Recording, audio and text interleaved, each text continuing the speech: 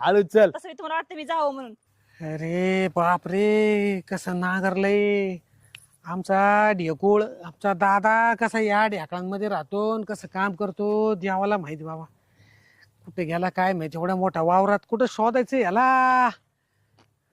तिकडं आहे का नाही बघावं लागेल. इकडं बघून झालं इकडं झालं इकडं तर झालंच आहे. यायला बैलावानीच काम झालंय आपलं सगळं.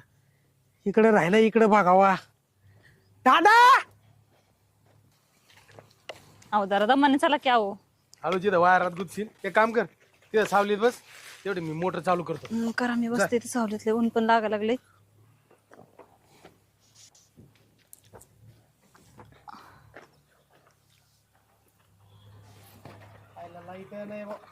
नाही बाई लाईट.